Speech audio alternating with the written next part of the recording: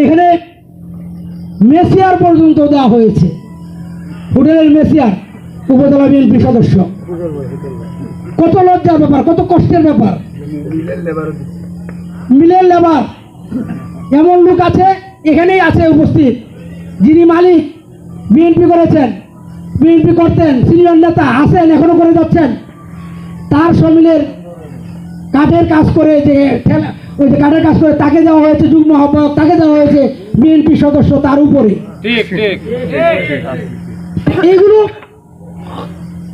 একটু সকালেই আমাদের কমিটিরা দেখে একটু অ্যানালাইসিস করবেন, তাহলে আমার মনে হয় যে আপনাদের কষ্ট, আপনাদের অনেক কষ্ট আছে, ভিতরে ভিতরে চাপা কষ্ট থাকতে পারে, কেউ কেউ নাও বুঝতে পারেন।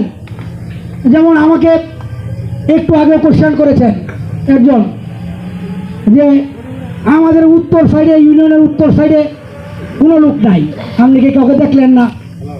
আমার যদি ক্ষমতাই থাকতো তাহলে আর এই অবস্থা হতো, এই অবস্থা হতো না। আমাকে যদি আমার সঙ্গে যে বৈরী আচরণ করা হচ্ছে, বৈরী আচরণ না করতো, স্বাভাবিক আচরণটুকু করতো, তাহলে আমি 30 বছর যাবৎ বিএনপি রাজনীতি করি, কোন ইউনিয়নে কোন সদস্য পদটা কোথায় দিতে হবে, কোথায় দিলে একটি এলাকা মেনটেন হবে, এভাবেই আমি দিয়েছি, এভাবেই আমি জানি, এভাবেই আমি চিনি সকলকে।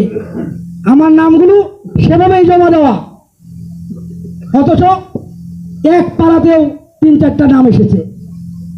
কিভাবে আসলো, কোত্থেকে আসলো, গায়েবী একটি ঘটনা ঘটে গেছে। এগুলো সবগুলোই আমার ব্যর্থতা, আপনারা আমাকে সেজন্য ক্ষমা করে দিবেন, এবং আমি প্রত্যাশা রাখবো সেই ক্ষমাটুকু করে আমি যাতে আপনাদেরকে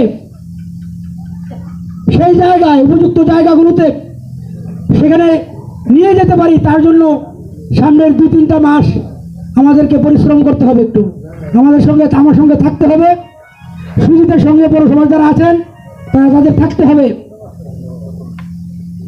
থেকে আমরা কোনো গায়ের জুড়ে নয়, আমরা বুটের মাধ্যমে আমরা বুট চাইব, সেখানে বুট না দেওয়ার কোনো সুযোগ আর নেই, সেখানে বুটের মাধ্যমে আমরা নির্বাচিত হব।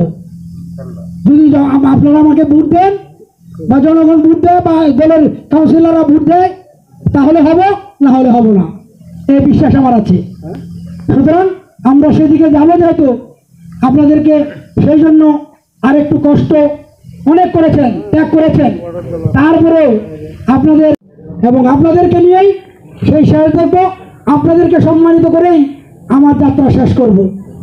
তার আগে সকলকে আবারও ধন্যবাদ জানিয়ে, এবং সকলের কাছে আবারও আমার সেই যে না পারার যে কষ্ট, তার জন্য দুঃখ প্রকাশ করে সকলের কাছ থেকে ক্ষমা চেয়ে আমি বিদায় নিচ্ছি।